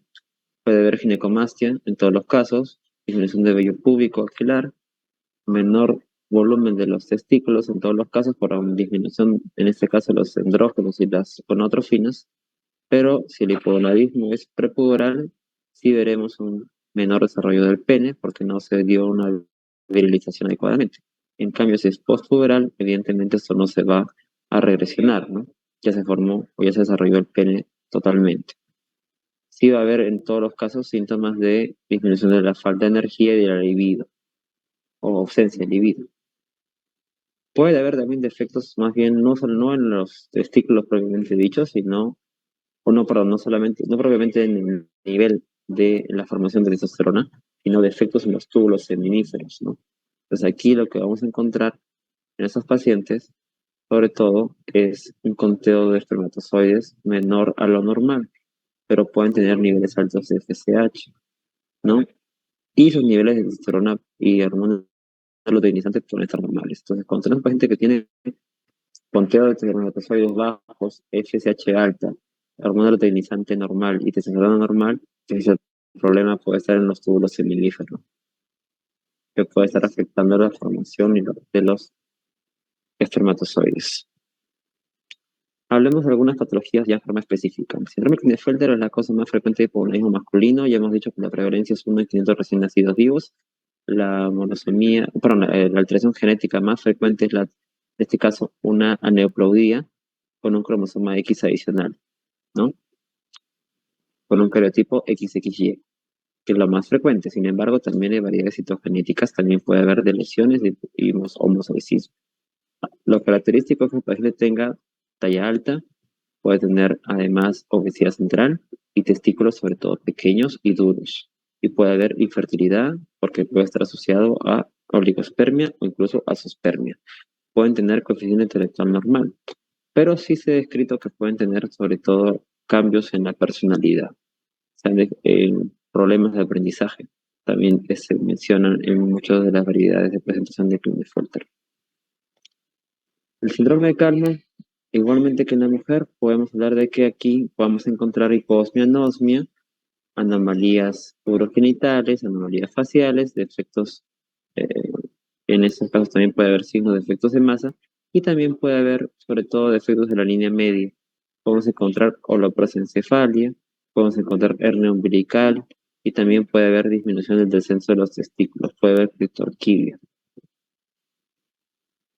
El síndrome de Prader-Willi y el Lawrence-Boone-Bardet-Bill también se menciona como el síndrome genético, pero estos dos síndromes pueden estar asociados a hipogonadismo secundario. El síndrome de Lawrence-Boone-Bardet-Bill además puede estar asociado a retinitis pigmentaria y polidactilia. Y Prader-Willi a manos, bueno, fenotípicamente es un paciente que nace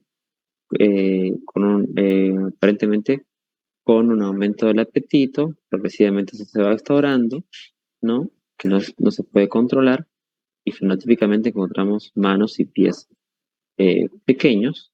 Puede haber también pubertad retrasada, porque aquí vamos a encontrar un hipogonadismo secundario. También está descrito una entidad que se llama síndrome de eunuco fértil, ¿no? Eunuco fértil, la solución a este término, aquel paciente presenta aparentemente una adecuada producción de FSH, ¿no? Pero más bien tiene una menor producción de testosterona.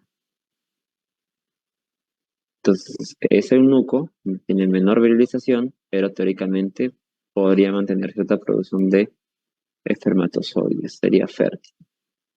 Sin embargo, es importante recordar que la testosterona es necesaria para que haya una adecuada espermatogénesis. Este síndrome se puede manejar, tratar, obviamente, con terapia de reposición hormonal.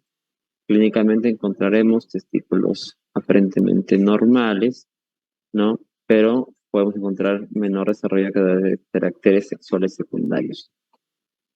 La consecuencia del hipogonadismo en la parte clínica tiene que ver con la osteoporosis.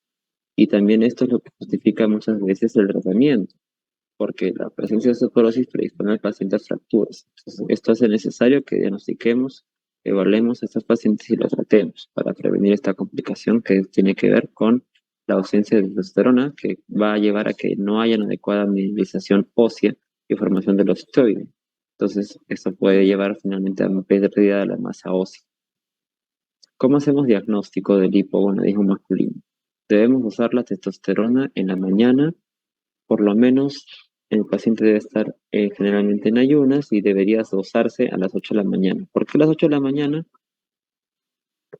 Porque recuerden que los títulos de la testosterona varían, son mayores en la madrugada, generalmente esto explica por qué en el varón se dan las erecciones matutinas, ¿no? Y hay menor variación a esa hora en la mañana, 8 de la mañana. Entonces debería dosarse en la mañana. Hay menor variabilidad, va a reflejar mejor la producción de testosterona y debería tenerse en cuenta también las condiciones que ya hemos dicho, ¿no? La testosterona total, que es lo que dosamos, hay que tenerlo en cuenta, interpretarlo siempre, por ejemplo, cuando hay otras enfermedades como obesidad, hipotiroidismo, acromegalia, porque en esos casos sería mejor dosar la testosterona que no está unida a la globulina ligada a hormonas sexuales, sino la testosterona libre, mediante métodos de equilibrio de diálisis. En general, la testosterona está baja, deberíamos nosotros dosar las gonadotrofinas. Y si las gonadotrofinas están elevadas, la causa es un hipogonadismo primario. Entonces pensaré que puede tratarse de un síndrome de Klinefelter. ¿Cómo corroboro el diagnóstico? Con un cariotipo. En cambio, si el hipogonadismo en este caso se asocia a gonadotrofinas que no están elevadas, pueden estar normales o bajas, la causa será secundaria. Entonces, ¿qué tendré que hacer? Descartar hipopituitarismo, podré dosar hormonas tiroideas, cortisol, prolactina, y también puede hacer estudios de causas, etiología. Una de las causas importantes de hipogonadismo masculino es la hemocromatosis. Está muy descrito. Entonces también dosar hierro, transferrina puede ser útil, una enfermedad de depósito a nivel de hipófisis o hipotálamo. Y también obviamente buscar algún tumor, ¿no? Un adenoma, oficiario, por ejemplo, con una resonancia magnética. Puede ser muy útil. Esto es lo que les acabo de decir en pocas palabras, no lo voy a reiterar. La resonancia magnética es un método diagnóstico, sobre todo para buscar origen hipoficiario. Recuerden que la resonancia magnética debe hacerse con una sustancia que encontraste que se llama gadolinio, que tiene afinidad por las células hipoficiarias. Si encontramos un valor de testosterona, sobre todo muy reducido, menor a 250, en un paciente con hipogonadismo secundario, justifica hacer una resonancia, ¿no? En pacientes adultos mayores también, pacientes de valores bajos de testosterona, justifica hacer una resonancia. Se asocia a gonadotrofinas no elevadas. Es importante en el estudio también el poder evaluar la espermatogénesis mediante un espermatograma. Bueno, los valores referenciales les digo en general para que sepan, las guías de la OMS hablan de que deberían hacerse estos parámetros de acuerdo a estudios poblacionales propios, ¿ya? Estos valores de referencia son los del 2011, Las guías del 2019 y 2020 hablan de que deben basarse en métodos poblacionales, que no tenemos en el Perú. Sería un buen tema futuro a desarrollar en la parte de salud pública e investigación, pero esos son algunos de los parámetros, ¿no? En general, hablamos de que para que haya una adecuada fertilidad, la motilidad debe ser de por lo menos el 39% de los espermatozoides y debemos cuantificar por lo menos el 7% de ellos como normales y el volumen mínimo por centímetro cúbico debe ser de 15 millones de espermatozoides. Tratamiento. ¿Cuál es el tratamiento del hipogonadismo masculino? En general es terapia de reposición hormonal. Si falta testosterona, reponer la testosterona. ¿Cuál es la finalidad del tratamiento? Poder lograr, si hay pubertad retrasada, inducir la pubertad. Si hay disminución de caracteres sexuales secundarios, favorecer el mantenimiento de estos. Si hay disminución de la masa muscular, aumentar la masa muscular. Si hay disminución de la libido, mejorarla. Y mejorar también la calidad de vida, el desarrollo psicológico. ¿Qué medicamentos se pueden emplear? Se puede usar testosterona, ¿no? Por ejemplo, se puede usar inyecciones con testosterona, enantato de testosterona, es lo que tenemos en el Perú. También puede ser un dacanoato de testosterona. La diferencia entre el undacanoato de testosterona y el enantato de testosterona es que el enantato se administra cada 14-28 días y el undacanoato cada 3 meses. Siempre hay que evaluar previamente en los pacientes que no tengan ellos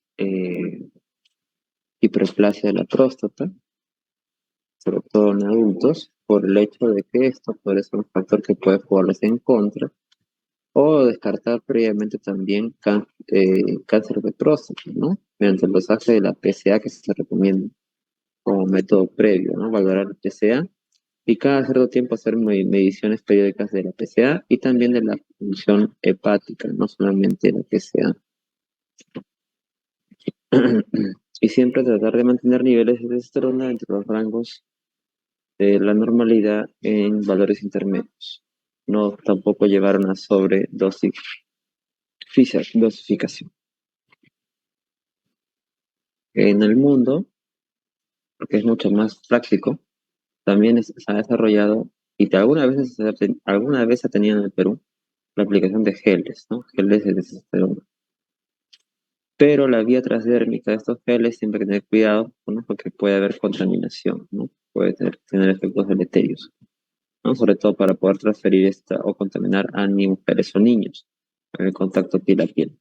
Pero es un método en realidad que sería mucho más fácil de poder adaptar al paciente. También hay geles y parches. Lo que hacemos actualmente es indicar al paciente vía parenteral, que se puede administrar por vía subcutánea o endovenosa, pero lo que habitualmente se da vía intramuscular o subcutánea, lo que generalmente estamos usando vía intramuscular, muchos de ellos. Acá les dejo la posología para quien quiera ahondar un poquito más, ¿no? Del enantato, ¿no? Y del oncanoato, que son los que más tenemos. Esperemos que podamos tener cada vez con más frecuencia en el Perú la forma de gel, ¿no? Que es más económico y más fácil de que el paciente pueda realmente poder lograr una adherencia a ese tratamiento, ¿no? Ahora, con el tratamiento con testosterona solamente estamos reponiendo esta falta de hormona, pero no estamos corrigiendo la fertilidad. Si queremos reponer la fertilidad, tendríamos que usar medicamentos que remedien la acción de las gonadotrofinas. En este caso, lo que se sugiere cuando hay deseo de fertilidad es el uso de la gonadotrofina coriónica humana. Se puede emplear gonadotrofina coriónica humana a razón de 1000 unidades 2 o 3 veces por semana, de aplicación 2 o 3 veces semanal, ¿ok? Y con ello lograr que el paciente pueda mejorar la espermatogénesis. Se puede esperar una respuesta después de 2 o 3 meses, ¿no? Y si no responde a eso, se puede usar otros medicamentos que remedian la acción de las gonadotrofinas, como la gonadotrofina menopáusica humana, pero son terapias costosas pero que sí tienen efectividad. Sobre todo tienen más efectividad cuando el hipogonadismo es secundario, porque cuando el hipogonadismo es primario, lamentablemente, Ahí tenemos problemas. Cuando el hipogonadismo es primario y el paciente desea mejorar la fertilidad, recordar que aquí ya estamos pensando en trastornos que han aparecido probablemente de forma congénita, síndrome de Klinefelter, entonces esos testículos ya están atrofiados, entonces la probabilidad de que puedan responder al tratamiento es mucho más baja en hipogonadismos primarios a terapias de fertilidad. ¿Mm? Pero se podría emplear de todas maneras para probar o intentar algún tipo de respuesta.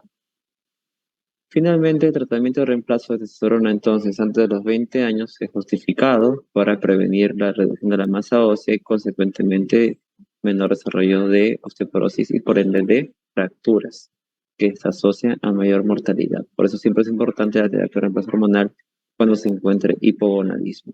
Nunca se debe recomendar el uso de testosterona con otra finalidad que no sea hipogonadismo, no para mejorar masa ósea, no para mejorar rendimiento físico por los efectos deleterios que puede traer, sobre todo por el aumento de la administración exógena que puede dar lugar a atrofia testicular, puede estar relacionado a hepatotoxicidad también, y también a aumento del hematocrito y también a daño hepático. Así que nunca se debe recomendar. Eso para, sobre todo aquellos que tienen conocidos, ustedes como ya médicos de formación o futuros médicos de formación, este, puedan recomendar a familiares o personas que hacen actividad física, ¿no? Muchas veces es esto algo que se difunde y se hace en forma iatrogénica. Bueno, finalmente apliquemos lo que hemos aprendido hasta aquí. Espero con esta pregunta poder tratar de ver en qué nivel están, cuánto han podido comprender de esa sesión teórica. Bueno, no se pongan nerviosos, por favor. Es un paciente adulto de 22 años que presenta ausencia de erecciones matutinas y debilidad muscular. Se evidencia niveles de testosterona totales disminuidas y testosterona libres bajas. Al examen físico tiene segmento inferior sobre segmento superior mayor a 1, o sea, el segmento inferior es mayor que el segmento superior. O sea, hay crecimiento de huesos largos. La brazada es mayor que la talla. Tiene ginecomastia. Y sus niveles de volumen testicular son de 4 centímetros, ¿no? No hay una pubertad completamente completa. ¿Cuál es el diagnóstico más probable hasta aquí? Sería un hipogonadismo hipergonadotrófico, también llamado primario prepuberal. Sería un hipogonadismo hipogonadotrófico postpuberal. Sería una deficiencia de hormona de crecimiento. Sería un hipogonadismo primario postpuberal. O es un hipogonadismo secundario al uso de fármacos antiandrogénicos. ¿Cuál es su principal presunción diagnóstica? ¿La A, B, C, D o E? Me gustaría ver, aunque sea algunas respuestas en el chat, según el caso clínico que les estoy mostrando.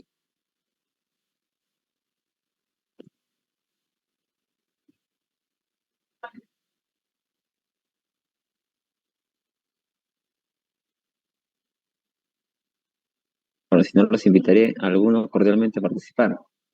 A ver, espero aunque sea una respuesta.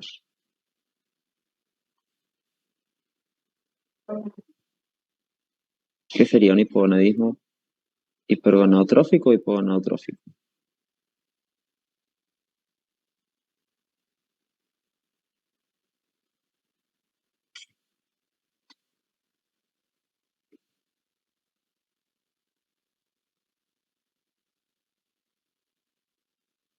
¿Alguno? A ver, iré llamando lista. Cristel, Daniela, todo está grabado, chicos. Dayana, alguien que lance una clave. Teina, la nos dice Jan Castillo. Muy bien, ahora vamos a ver. Sí, muy bien, Jan. Efectivamente la respuesta, ¿verdad? Es un paciente con, en este caso, volumen testicular de 4 centímetros cúbicos, testículos pequeños y duros. Entonces pensamos que puede ser un síndrome de Klinefelter. Eso nos asocia a un síndrome de Klinefelter. Entonces sería una presunción diagnóstica muy fuerte para este paciente. Muy bien, ¿no? Y además, efectivamente, este hipogonadismo fue o apareció antes de la pubertad, porque tiene alteraciones morfológicas, ¿no? Tiene un hábito glucoide. Tiene un hábito glucoide, tiene características de síndrome de Klinefelter, por lo menos por lo poco que nos describe la historia, entonces la respuesta efectivamente es la A. Muy bien, muy bien. Y bueno, y se corroboró, porque cuando le midieron el LH-FSH salió elevado. ¿Qué examen en ese momento deberíamos solicitar? Sería un cariotipo. ¿no? Para corroborar que sean con medicina, etc. Bueno, eso es lo que quería compartir con ustedes el día de hoy en esta sesión teórica larga, pero espero que hayan comprendido lo fundamental y que por lo menos les haya generado dudas para investigar mucho más. Es un tema realmente bastante amplio. Y bueno, los invito para poder revisar a futuro ese tema, para quien tenga interés en la especialidad en sí. Como parte de médicos generales, siempre es importante que tengan ustedes una visión general y lo que he querido dar el día de hoy. No sé si tienen alguna pregunta, comentario. De no ser así, entonces lo dejamos acá. Con la alegada, en todo caso, le voy a dejar la